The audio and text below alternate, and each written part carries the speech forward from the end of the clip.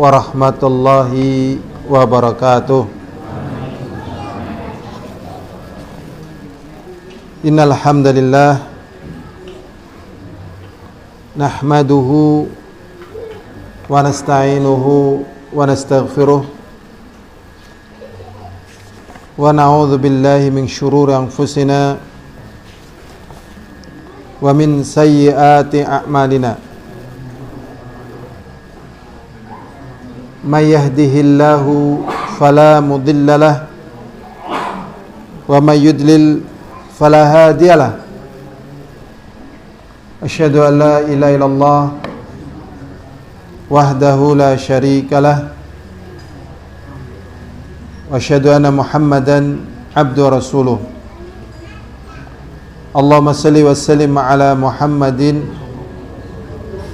wa ala alihi wa ashabihi wa man tabi'ahum bi ihsanin ila yaumiddin wa ba'd. Kita senantiasa mengingatkan untuk diri kita masing-masing agar senantiasa bersyukur kepada Allah Subhanahu wa taala, karena syukur itu adalah cara atau metode atau amalan yang termudah bagi seorang hamba agar kembali merasakan nikmatnya hidup di dunia ini. Jadi hidup di dunia ini, betapa cepatnya kebahagiaan berubah menjadi kesedihan karena lupa bersyukur. Kemudian juga betapa banyaknya kenikmatan terlupakan gara-gara tidak tahu arti sebuah kenikmatan. Itu merupakan sebab, ya, merupakan sebab sehingga sebenarnya kita ini adalah orang-orang yang lebih banyak harus menyiapkan pertanyaan-pertanyaan yang Allah akan berikan kepada kita. Karena Allah SWT mengatakan la tus'alunna yauma idzin 'anin na'im. Sungguh-sungguh kalian akan ditanya pada hari ini tentang kenikmatan. Jadi makanan yang kita makan saat ini, pakaian, tempat tinggal, ini insya Allah akan ditanya. Karena yang ditanya itu cuma kalau menegakkan badan, atau kalau rumah hanya sekedar untuk melindungi dari panas dan dingin. Sedangkan apa yang kita dapatkan lebih dari itu. Ya, jadi sebenarnya kita lebih harus banyak menyiapkan jawaban-jawaban yang akan kita berikan kepada Allah tentang kenikmatan ini. Ya. Tapi ada yang lebih besar daripada kenikmatan itu semuanya, yaitu kenikmatan diberi kemudahan oleh Allah SWT mempelajari tauhidullah. Memang harus telaten, ya, mempelajari tauhidullah, itu tauhid kepada Allah Subhanahu wa taala. Harus telaten, ya, karena memang sebenarnya ilmunya banyak, ya, walaupun asal pokoknya sedikit, ya, tapi banyak, sehingga kalau nggak detail, ada sesuatu yang membahayakan, kurang perhatian, ya, kurang perhatian, tidak ada saddu dzari'ah, upaya untuk menutup ke jalan bahaya. Kemarin kita sudah membahas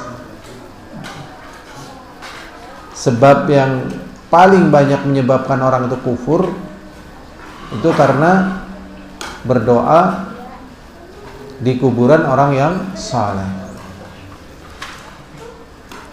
Dan dalam kesempatan kita kali ini kita akan membahas, masih ada urutannya dengan pembahasan kemarin, yaitu judulnya apa tadi ya? Larangan ghulu ya. Ghulu terhadap kuburan. Nah, terhadap kuburan orang saleh. Ghulu itu artinya ya mujawazatul haddi, melampaui batas.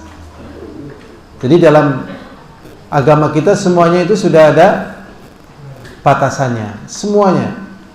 Ya. Seperti sholat, kalau belum masuk waktunya sholatnya nggak sah. Ya. Makanya muadzin ini waktunya harus betul-betul sudah masuk waktu. Harus masuk waktu baru adzan. Memang ada orang berdalil kalau untuk subuh boleh diajukan 10 menit sebelum masuk waktu subuh. Yang benar tetap nggak boleh. Jadi harus begitu masuk muadzin adzan. Kalau belum masuk jangan adzan. Karena dikhawatirkan nanti ada orang yang lagi makan, berhenti makan sahur gara-gara adzan. Ada juga ada orang yang ya karena belum masuk waktunya, kemudian dia anggap sudah masuk waktunya, ya kemudian dia sholat, maka sholatnya tidak sah. Nah, ini apa saja itu sudah diatur waktunya, puasa, zakat, haji, ya ibadah-ibadah yang lainnya itu sudah dengan batasan-batasan yang jelas, yang baku. Ya. Jadi kalau di masa kita ini manusia menetapkan ilmu-ilmu dengan batasan-batasan yang konkret, batasan-batasan yang tidak boleh dilanggar, ya, maka tidak mungkin agama Allah SWT tidak memiliki batasan-batasan yang lebih jelas lagi, tidak mungkin.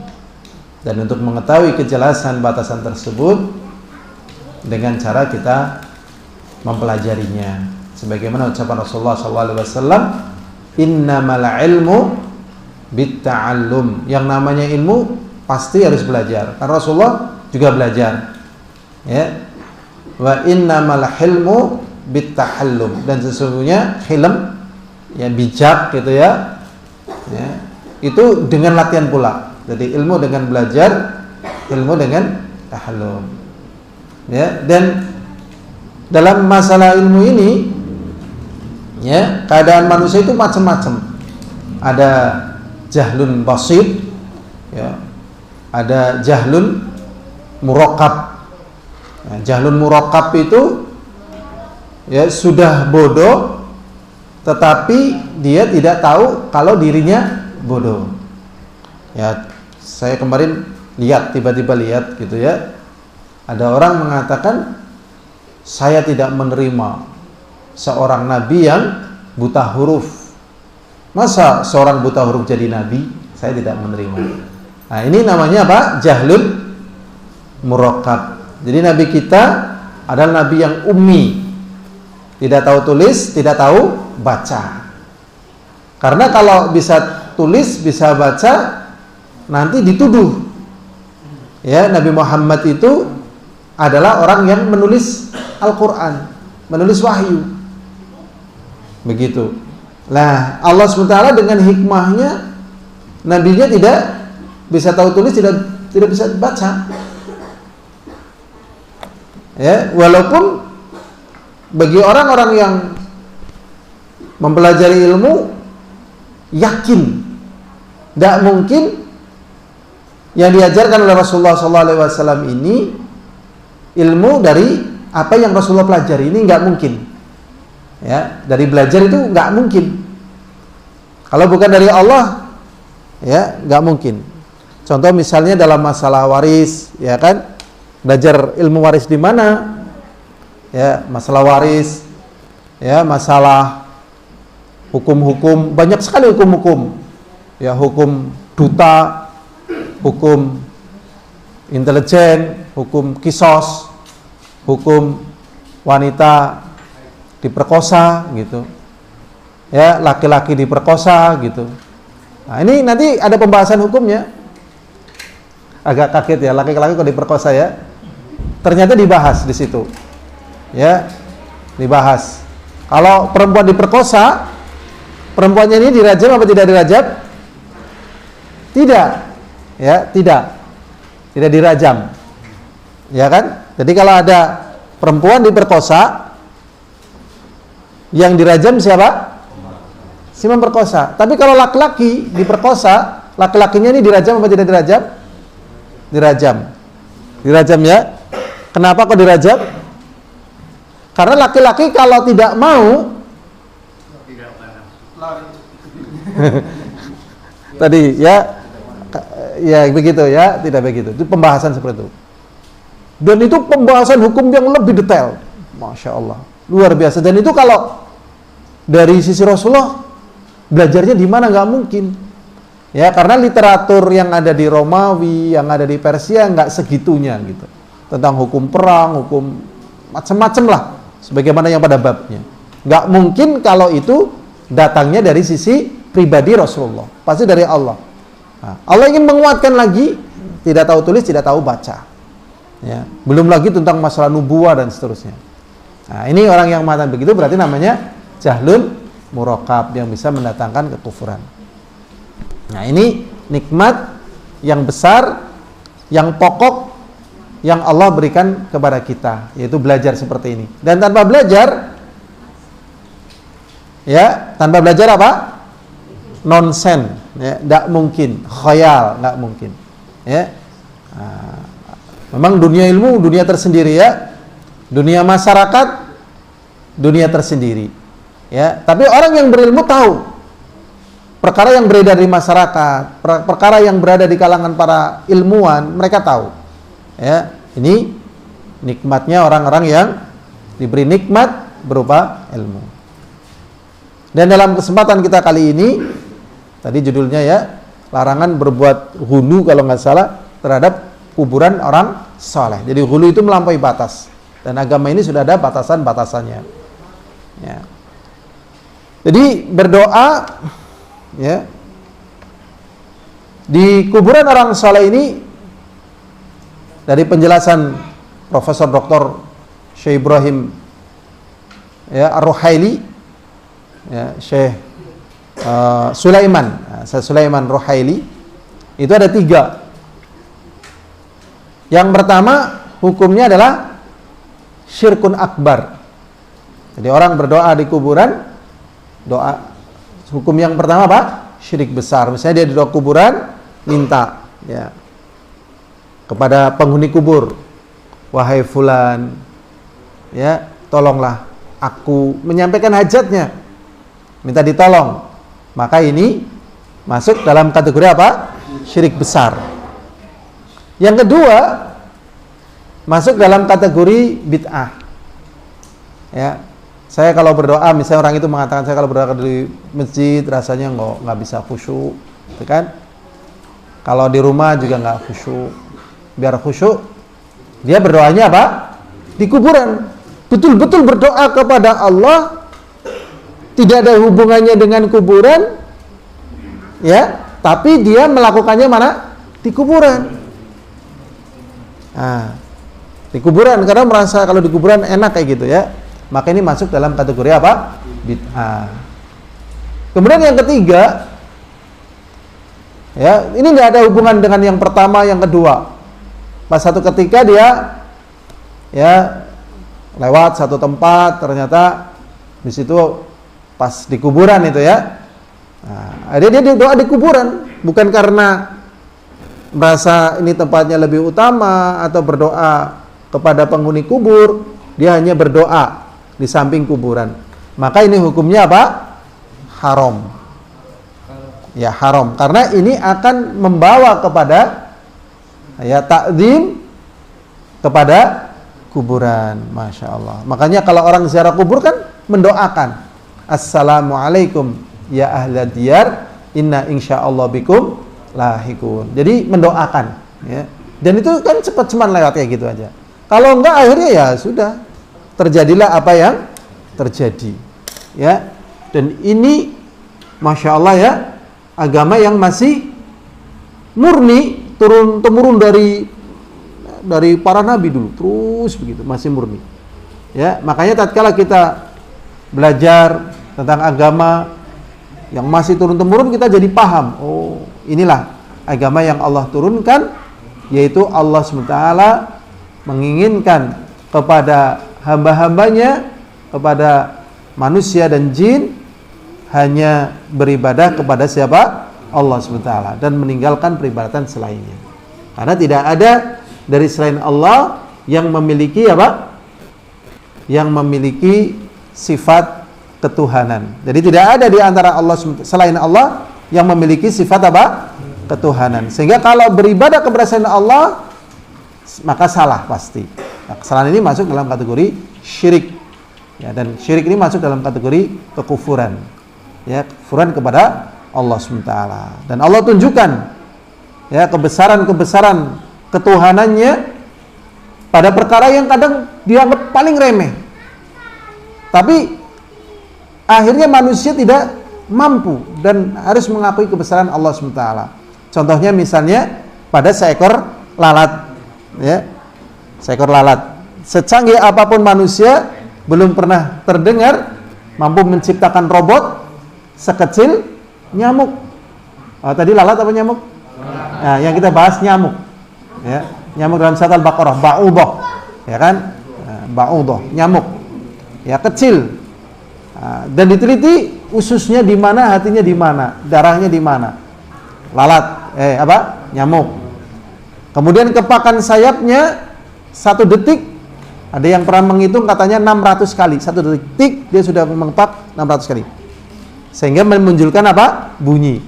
Ya kan? Ya kan? Katanya ada robot canggih yang harganya 9 miliar. Ya, seperti anjing itu, ya, robot canggih. Harganya 9 miliar. Gerakannya masih kalah sama gerakan nyamuk. Ini masih besar juga. Berarti benar kalau ada yang menuhankan selain Allah, maka dia menuhankan sesuatu yang tidak memiliki sifat-sifat apa? Ketuhanan. Sehingga seluruh perkara yang mengarah ke sana, ya, ini ditutup, ya.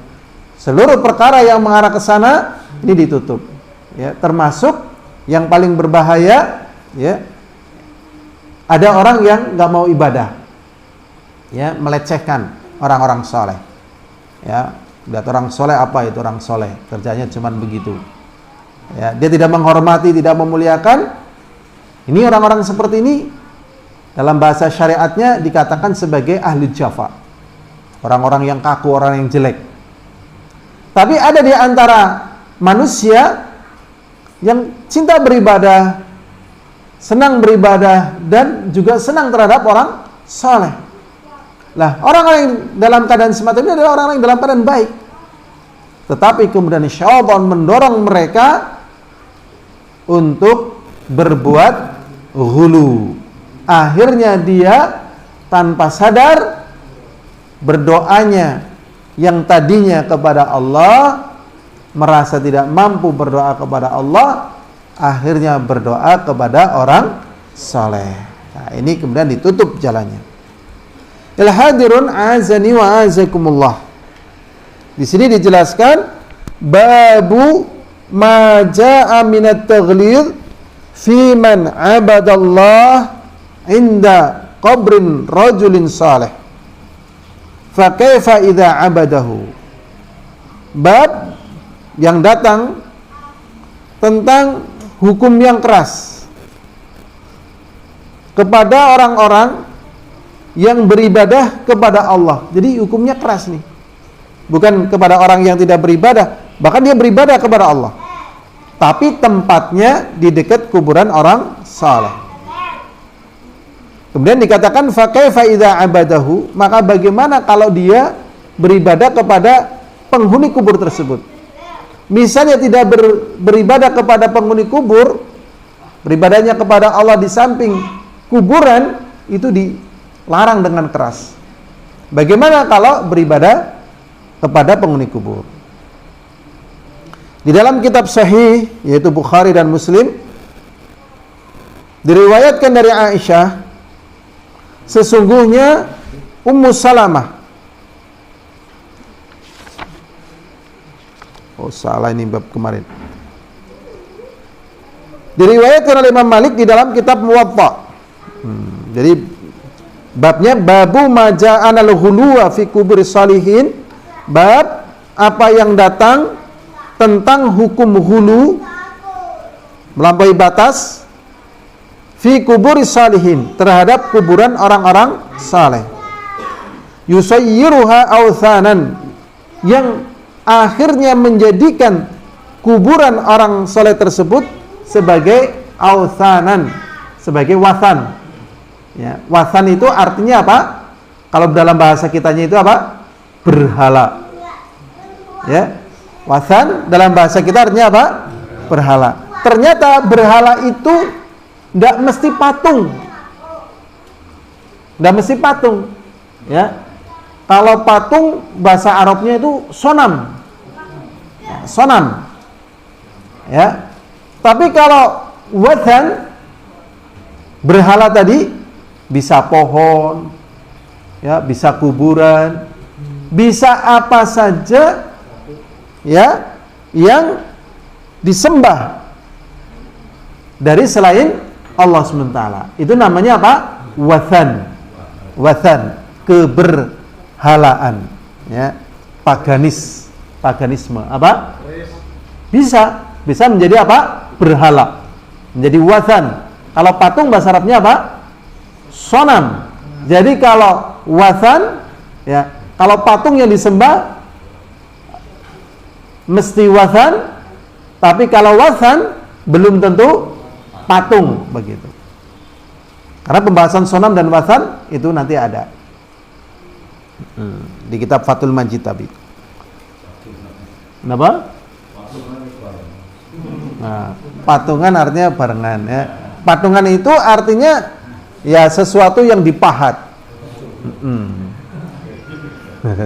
Kalau patungan artinya barengan itu namanya ishtirak, ya, atau syarikah, ya. Berikutnya adalah hadirin diriwayatkan oleh Imam Malik di dalam kitab Muwatta ini. Di dalam kitab apa? Muwatta. Kitab Muwatta. Tapi kitab-kitab seperti ini, ya, saya merasakan, ya, kalau bahasa pahitnya mungkin termarginalkan gitu ya. Benar, saya merasa ada ketermarginalan gitu. Jadi, ya, Sahih Bukhari, Sahih Muslim, Jami' Sahih, Sunan Shaghir gitu ya. Itu dulu tatkala kita belajar itu makanan tiap hari. Sahih Bukhari, Sahih Muslim, Jami' Shaghir, ya, kemudian Sunan Sughra, Al-Jami' Sahih, itu makanan tiap hari. Pelajaran sifatnya pelajaran umum gitu. Nah, ternyata tatkala kita mengajarkan Sahih Bukhari, Sahih Muslim kan katanya angel banget, ya kan? Karena kan harus apa? Harus antara yang belajar dan mengajar kan harus selaras gitu kan. Ya kan, coba misalnya dikasih Sahih Bukhari gitu kan kadang, waduh, daya serapnya misalnya belum siap dan sebagainya. Nah, ini seperti Muwatta juga, kan asing loh. Semakin terasing kitab-kitab itu, semakin sulit orang mendeteksi keaslian dan kebenaran dari apa yang dahulu pernah diajarkan oleh Rasulullah, dari sebuah ajaran. Nah, jadi manfaatnya akhirnya kan disilakan kitab klasik kayak gitu ya. Sebenarnya sedih kita mendengar ini kitab klasik gitu ya. Itu Masya Allah ya. Jadi akhirnya orang sukar untuk mendeteksi, karena nanti setiap orang bisa ngomong tanpa adanya pengetahuan dari kitab rujukan. Yang benar apa? Rujukan, bukan klasik tapi apa? Rujukan. Jadi dalam kitab Muwatta, sesungguhnya Rasulullah SAW bersabda, Allahumma la taj'al qabri wathanan yu'bad. Ini doanya Rasulullah. Ya, Rasulullah SAW sudah menengara kalau misalnya kuburannya ini nggak dijaga, ya pasti akan disembah. Sehingga orang sekarang ini banyak melakukan penipuan di masa digital ya. Jadi bukan kuburannya Rasulullah dibilang ini kuburannya Rasulullah gitu. Padahal tulisannya jelas ini bukan kuburan Rasulullah. Baik tempatnya, keadaannya gitu. Ini musibah besar ini. Yang menimpa orang yang tidak tahu. Nah, ini agama, kemakan ya. Ya. Kemakan aspal ya. Ya. Asli tapi palsu. Palsu kan sebenarnya? Palsu ya, aspal. Dan aspal ternyata lebih laku loh. Di masa kita ini kalau nggak ngaspal kayaknya nggak laku. Ya orang-orang yang belajar sabar terus biar tahu ya.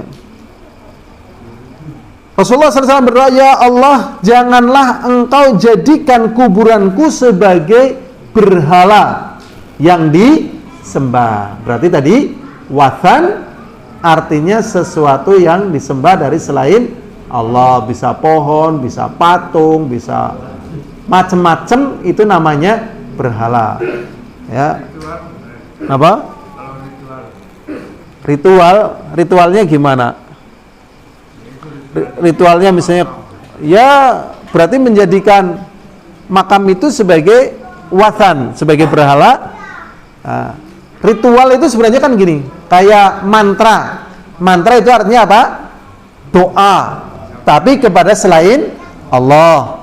Ritual berarti ibadah kepada selain Allah gitu, kepada kuburan itu. Dinamakan ritual. Masya Allah. Ya. Ya Allah, janganlah engkau jadikan kuburanku sebagai berhala yang disembah. Rasulullah mengatakan, ishtadda ghadabullah ala qaumin ittakhadhu qubur anbiya'ihim masajid. Rasulullah SAW mengatakan, sangat keras kemurkaan Allah kepada satu kaum yang menjadikan kuburan nabi-nabi mereka sebagai masjid. Ya, sebagai apa? Masjid. Hukum menjadikan kuburan sebagai masjid ini ada dua. Ada dua ya. Kalau misalnya ini kuburan, kemudian dibangun masjid, ya. Kemudian dibangun ini kuburan ya. Ini apa? Kuburan. Kemudian dibangun apa? Masjid, maka kuburannya ini yang dipindah. Begitu. Maka kuburannya apa? Yang dipindah. Masjidnya yang dipindah, masjidnya yang dibongkar. Masjidnya apa? Yang dibongkar. Jadi kalau misalnya ini kuburan, dibangun masjid, maka masjidnya yang dibongkar. Kemudian ini masjid, kemudian ditaruh di dalamnya kuburan, maka kuburannya yang dipindah. Gitu. Jadi kalau misalnya kuburannya dulu baru dibangun masjid, maka masjidnya yang dibongkar. Kalau ini masjid dulu ditaruh kuburan, maka kuburannya yang dipindah. Ya. Nah, Rasulullah juga pernah mengatakan wala taj'al buyutakum kubura, dan janganlah kau jadikan rumah kalian sebagai apa? Kuburan. Maknanya tidak untuk baca Quran, untuk ibadah gitu. Makna kebalikannya, kalau di kuburan tidak boleh baca Quran, ibadah dan seterusnya. Masya Allah, permasalahan ini fitnah yang paling dahsyat ya. Fitnah yang paling apa? Dahsyat. Ngeri ini. Melahirkan sejarah panjang. Melahirkan sejarah apa? Panjang. Kalau antum mengamati sejarah nanti ya, kekuatan tauhid ini sebenarnya terus berjalan. Cuman dalam catatan sejarah dunia, tauhid nggak pernah disampaikan, gitu ya. Tauhid nggak pernah disampaikan. Padahal kan tauhid itu terus beriringan. ya beriringan ya, cuman kan nggak pernah disampaikan, ya, nggak pernah disampaikan. Misalnya di masa Nabi Isa, ini kan ya semasa dengan Nabi Isa kan para raja-raja ini, raja-raja yang melawan dakwahnya Nabi Isa. Tapi Nabi Isa-nya nggak dibahas, baca adalah raja-rajanya tadi, raja ini gitu. Padahal di situ ketemu dengan para nabi, ya. Al-hadirun a'azani wa a'azakumullah. Tadi ada yang bertanya, lah itu dari kuburannya Rasulullah di dalam masjid. Asalnya bukan di dalam masjid, itu kan di kamarnya Aisyah. Asalnya awalnya gitu. Nah, tatkala ada perluasan, ya akhirnya dibikin tembok 3 lapis, 1, 2, 3 begitu. Itu pun masih dijagain. Masih dijagain. Kalau nggak dijagain ya saya yakin, ya mesti orang akhirnya menyembah kuburan begitu. Jadi manusia, ya Allah, di dalam beribadah sering terbawa perasaan baper, ya. Ternyata baper ini kalau nggak terkontrol jadinya syirik.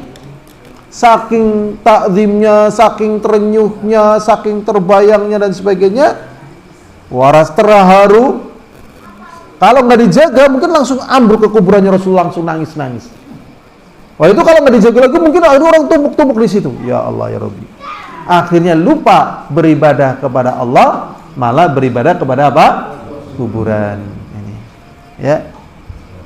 Saya pernah lihat tayangan pergantian, ya, penjaga kuburan Mustafa Kemal Ataturk, ya, Mustafa Kemal Ataturk, ya, Turki, namanya Mustafa Kemal Ataturk. Jadi dijaga oleh tentara Turki dan terjadi pergantian penjaga. Padahal Mustafa Kemal Ataturk ini dia yang memasukkan paham sekuler ke Turki, ya, ke Turki dengan perjalanan yang panjang. Toh kuburannya sangat megah, sangat mewah gitu. Padahal Mustafa Kemal Ataturk tatkala mau mati itu mengalami penyakit yang mengerikan, ya, singkat kisahnya itu setelah itu meninggal dunia akhirnya dikubur jembual, kubur lagi, jembual lagi. Wah, akhirnya udah taruh di gunung itu, di batu itu. Nah, akhirnya itu masih mengalami begitulah, terus akhirnya ditindis pakai batu besar. Sekarang masih ada tempatnya, sudah diagungkan. Bayangkan, ngeri kan? Ngeri apa tidak ngeri? Ngeri sekali. Ya Allah ya Rabbi. Antum pernah dengar nama Imran Abu Lu'lu'ah al-Majusi? Sudah pernah dengar? Siapakah dia? Dia adalah orang yang membunuh Umar bin Khattab. Kuburannya dibangun lebih besar daripada masjid ini dan diibadahi. Waliyadzubillah. Jadi manusia terhadap kuburan takzimnya sangat besar. Takzimnya sangat besar. Anehnya tatkala masih hidup nggak takzim, tapi setelah mati baru takzim. Aneh. Ini manusia itu aneh. Makanya Rasulullah memberikan peringatan semacam itu. Wali Ibni Jarir, dan diriwayatkan oleh Ibni Jarir dengan sanad dari Sufyan, dari Mansur, dari Mujahid. Afara'aitumul Lata wal Uzza? Apakah yang kalian ketahui tentang Lata dan Uzza? Surat An-Najm ayat 19. Qala kana yaluttu lahum Suwaik.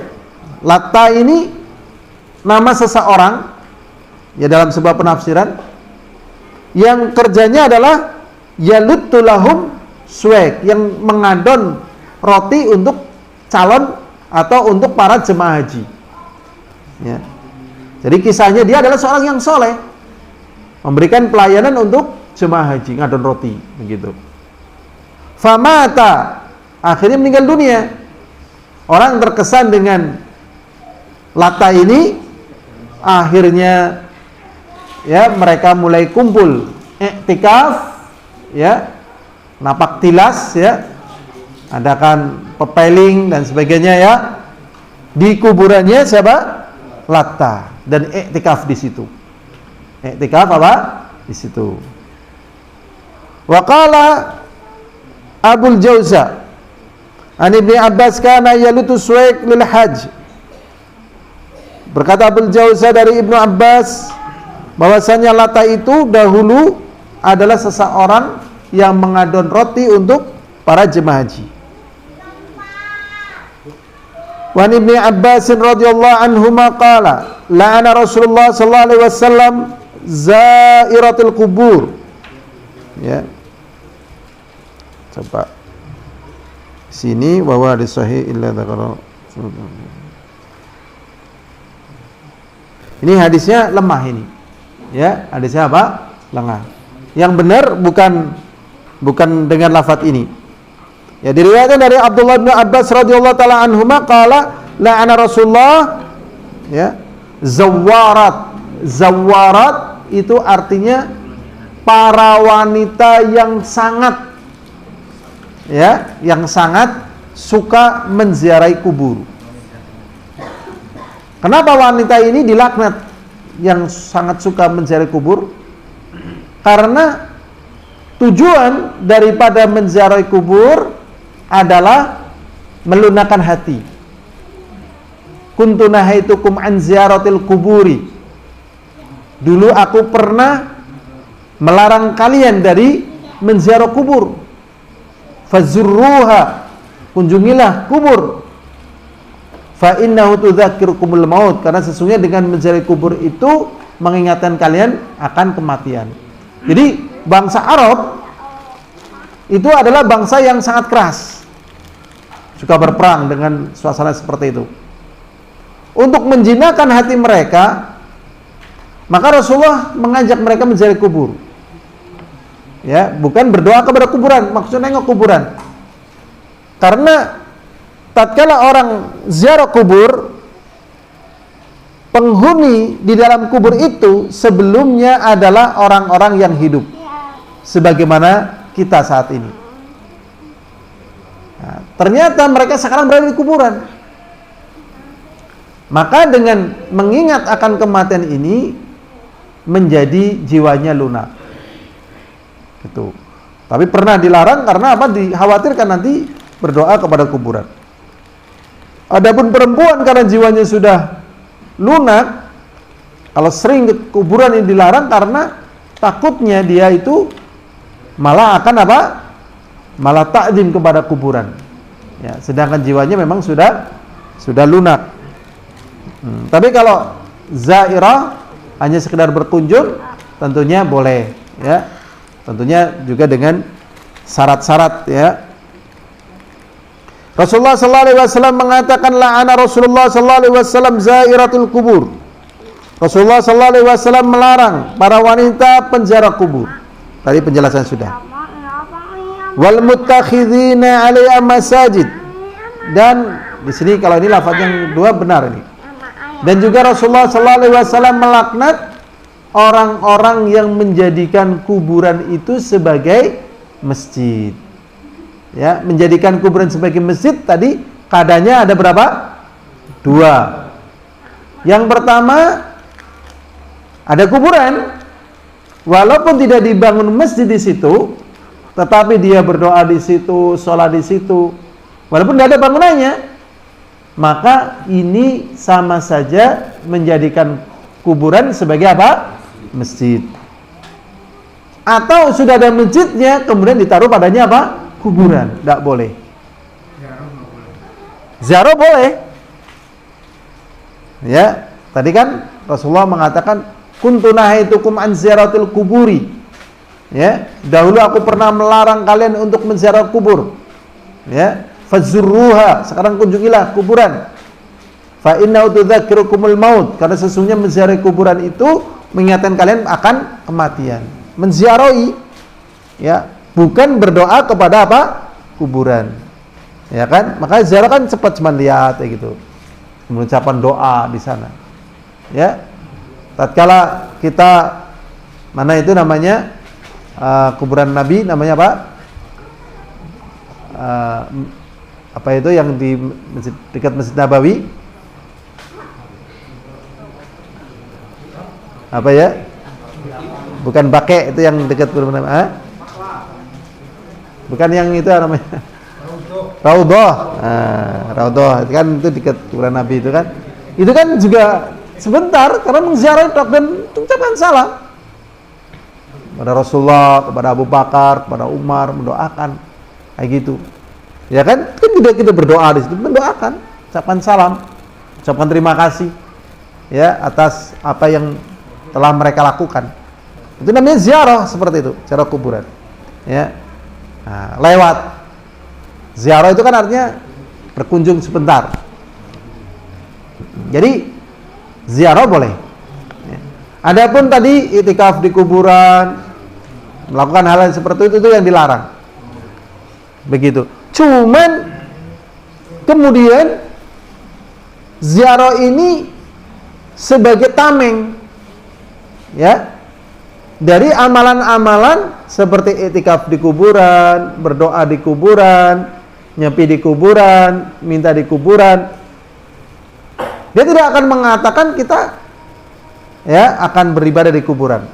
Kita akan ziarah di kuburan. Walaupun banyak orang yang melakukan seperti ini terang-terangan, mujahadah, ya, mujahadah di mana?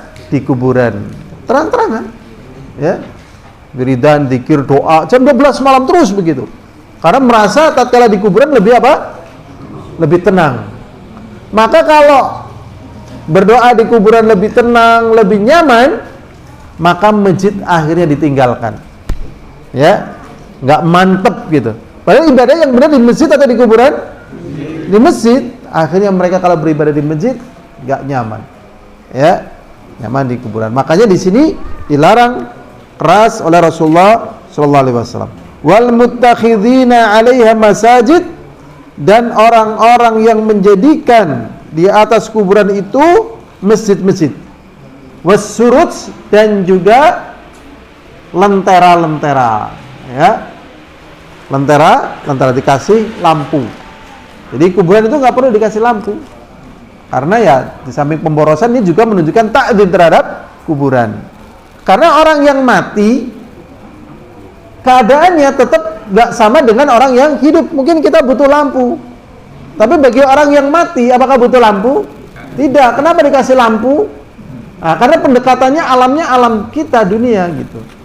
Ya, kadang orang yang sudah mati dikasih ada Degan dan teman-temannya begitu, ya kan? Nah ya, Degan dan teman-temannya, kan dia nggak butuh gitu.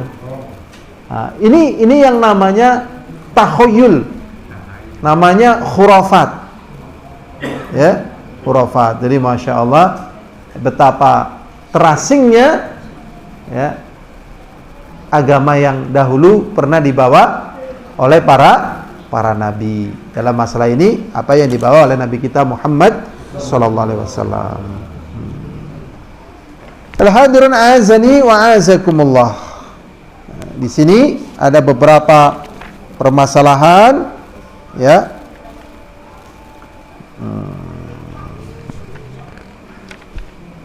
Oh, mana nih?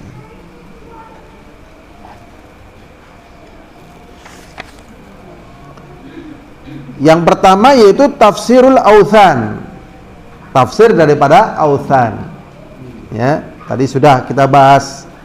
Jadi kalau sonam itu pasti authan, tapi kalau authan belum tentu apa? Sonam. Makanya yang terkenal paganis. Paganis itu artinya para penyembah berhala, ya, para penyembah selain daripada Allah SWT, keberhalaan. Berikutnya tafsirul ibadah, ya, tafsir daripada apa? Ibadah. Ini juga penting, tafsir daripada ibadah. Ibadah itu artinya apa? Ibadah definisinya adalah ismun jami'un likulli ma yuhibbullah wa yardah min qaulin au fi'lin, ya, min qaulin au fi'lin, dhahiratin au batinah. Jadi seluruh apa saja dari ucapan, perbuatan yang dicintai oleh Allah, ya, baik baik zahirah, yang zahir ataupun yang batin. Jadi apa saja? Yang besarnya seperti apa tadi? Islam. Islam itu tatkala kita berislam ini beribadah, iman, ihsan. Di antaranya apa? Doa. Jadi kalau orang berdoa kepada selain Allah, maknanya dia sedang berdoa kepada selain Allah. Tatkala dia beristighatsah kepada selain Allah, maknanya dia sedang beribadah kepada selain Allah. Tatkala dia berharap kepada selain Allah, maknanya dia sedang juga beribadah kepada selain Allah. Ya. Makanya di sini penting memahami ibadah supaya jangan sampai memberikan ibadah kepada selain Allah Subhanahu wa ta'ala. Cuman terkadang dalam pembahasan ibadah ini pembahasannya masih kurang, ya. Pembahasannya masih apa? Kurang. Seperti misalnya kata khusyuk. Khusyuk ini sering keliru orang dalam mengartikan. Khusyuk artinya apa? Ya, takut disertai dengan apa? Harap. Jadi khusyuk termasuk ibadah. Misalnya orang sedang sholat dalam keadaan khusyuk, berarti dia sholatnya dalam keadaan takut. Takut akan siksanya, takut akan azabnya, takut akan berbagai macam dari kemurkaan Allah. Berharap surganya, berharap pertolongannya, begitu. Ini tafsir daripada ibadah. Ini sudah ada azan sedikit lagi. Berikutnya, annahu sallallahu alaihi wasallam lam yasta'id illa mimma yakhafu wuqu'ah. Ya. Dan sesungguhnya Rasulullah sallallahu alaihi wasallam tidaklah berlindung. Jadi Rasulullah tidak berlindung illa mimma yakhafu wuqu'ah, kecuali pada perkara yang dikhawatirkan terjadi. Jadi dari apa yang sudah terjadi, kuburan orang soleh itu disembah. Maka Rasulullah pun tidak ingin kuburannya disembah karena Allah murka. Dan Rasulullah tidak menginginkan dirinya menjadi sebab datangnya kemurkaan Allah SWT. Maka disebutkan sebagaimana tadi di dalam hadis yang sudah kita baca. Kemudian yang keempat, qaranau bihadza ittikhadil kuburi anbiya masajid. Yang keempat, Rasulullah sallallahu alaihi wasallam menggandengkan dalam perkara ini, yaitu menjadikan kuburan-kuburan para nabi sebagai apa? Masjid. Jangankan kuburan nabi, wong kuburan orang fasik pun dibangun sedemikian rupa. Ya. Saya pernah dengar kisahnya Syekh Al-Badawi. Ya, Syekh Al-Badawi itu ya di Mesir. Ya. Jadi dulu dia kisahnya begini. Pas Jumatan, dia nggak berangkat Jumatan, ya. Nah, dia entah sakit entah apa, dia di kamar. Kemudian dia berangkat ke masjid. Cuman kencing di masjid, apa di dalam masjid atau sekitar masjid, pokoknya dalam catatan sejarah yang dibacakan saya waktu itu, dia kencing di masjid. Saya itu kembali lagi. Ternyata setelah dia meninggal, kuburannya disembah. Sehingga tatkala mereka berdoa, ajaran doanya, ya Badawi madad, wahai Badawi, ya selamatkanlah kami. Jadi ngundangnya apa? Syekh Al-Badawi. Jadi Masya Allah. Jadi ini fenomena di mana aja sebenarnya. Dan kalau kaum muslimin menyadari, ya, kenapa dunia Islam kok dari zaman ke zaman sampai detik ini ya masih dirundung dengan apa? Kekalahan, kelemahan. Kan dunia Islam dirundung terus sampai detik ini. Ya. Kenapa? Ya inilah dari perkara-perkara kaum muslimin di samping berdoa kepada Allah juga berdoa kepada selain Allah. Maka bagaimana Allah SWT akan menolong mereka? Jadi sebabnya karena ya terjauhkan dari pertolongan Allah SWT. Tapi kalau kaum muslimin kemudian ditolong, maka Allah akan mudahkan jalannya.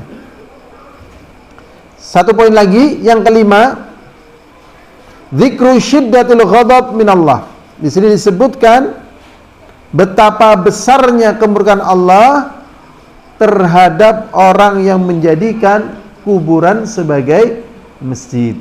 Ya, betapa besarnya kemurkaan Allah terhadap orang-orang yang menjadikan kuburan sebagai masjid. Ini saja yang bisa kita pelajari. Semoga bisa menjadi sebab ya terbukanya hati kita ya, dan juga bertambahnya pengetahuan kita tentang hal-hal yang demikian ini ya. Jadi kalau orang mengatakan semua agama itu baik ya, semua agama itu apa? Baik. Misalnya di pipi, ditampar pipi kiri, berikan pipi kanan. Kemudian semua agama itu mengajarkan sodakoh. Jadi sodakoh itu sudah dipraktekkan baik oleh orang kafir ataupun oleh orang beriman. Ya. Jadi orang kafir yang bersodakoh itu pun mendapatkan khasiat daripada apa? Sodakoh. Kadang tidak jadi digempur oleh negara lain gara-gara apa? Sodakoh. Ya, negara yang rajin sodakoh ke negara lain, tatkala ada konflik dengan negara lain, mungkin yang negara lain mengatakan jangan ini, karena negara ini suka sodakoh, begitu. Kalau kafir, ya namanya terserah lah ya, istilah mereka. Tapi mereka sodakoh, berikan hadiah dan sebagainya ya. Ya, ada angpau, ada yang lainnya. Kan baik kan? Berarti semua agama itu baik. Lah, kemudian untuk meneliti perbedaannya di mana? Perbedaannya di antaranya pada perkara yang kita bahas, yaitu pada perkara tauhid. Pada perkara apa? Tauhid. Karena agama yang diturunkan oleh Allah, yang dibawa oleh para nabi, ini tidak mau menyembah kecuali hanya kepada Allah. Tidak mau berbuat syirik. Maka di sini nampak sekali ya, jalur yang berpisah. Yang satu hanya menetapkan ibadah yang benar hanya untuk Allah dan ibadah kepada selain Allah ini tidak bisa dibenarkan, yang lainnya mencampurkan. Makanya tatkala ada kaum muslimin kadang beribadah kepada Allah, kadang beribadah kepada selain Allah, apakah kuburan kepada yang lainnya, pasti adanya kesamaan dengan agama yang lain. Itu pasti gitu.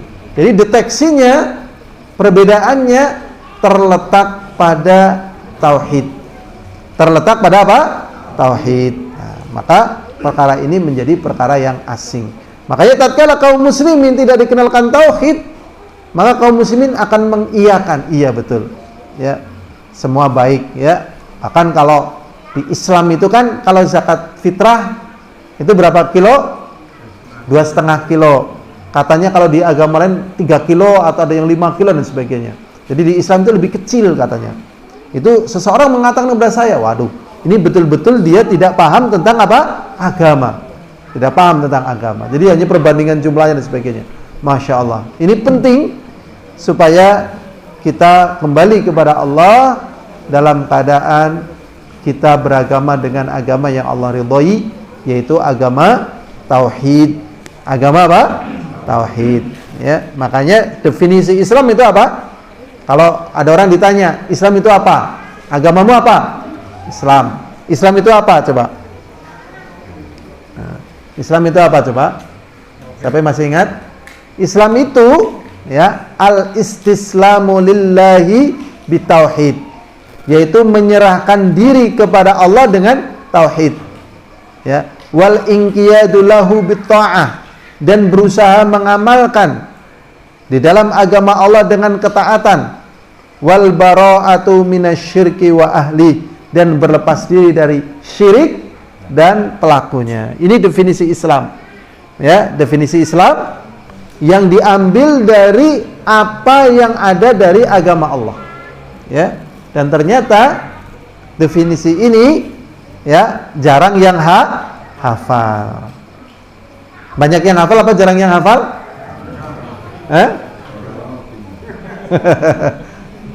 Saya udah pernah ngetes gitu ya ke santri-santri saya dulu, tapi dulu sekali. Sekarang kalian kasih PR ya. Pertanyaannya gampang, tanyakan ke abinya kalian atau uminya kalian. Bi, Islam itu apa? Ternyata hampir semuanya tidak ada yang bisa jawab, bayangkan ya. Masya Allah. Kalau kita tanyakan ke salah seorang dari jamaah ini, tanyakan Islam itu apa, insya Allah bisa semua ya. Insyaallah bisa semak. Napa, Pak? Cobi. Napa Islam, Pak? Napa cobi? Ayo. Islam ya Isya, ya kan? Subuh, luhur, asar, maghrib. Oh, ya kan? Islam. Islam apa tuh? Ya kan itu, Masya Allah. Masya Allah. Ini terasing gitu ya. Terasing dan definisi-definisi yang lain. Ya, jadi pembedanya adalah terletak pada apa? Tauhid. Maka kalau belum kenal tauhid, maka belum kenal keterasingan. Ya, belum kenal tauhid, maka belum kenal apa? Terasingan. Ya, begitu kenal tauhid, iya yang dening dadi asing, dadi beda gitu. Ya, jadi kenal keterasingan. Masya Allah. Ya, begitu. Tapi inilah yang pernah disabdakan Rasulullah SAW, ya, badal Islam ghariban wa sayaudu ghuraba'u kama bada fatuba lil ghuraba. Dulu datangnya Islam dalam keadaan apa? Asing. Wa sayaudu ghuraba, dan akan kembali asing. Fatuba lil ghuraba, maka berbahagialah atau pohon tuba di surga bagi mereka yang asing.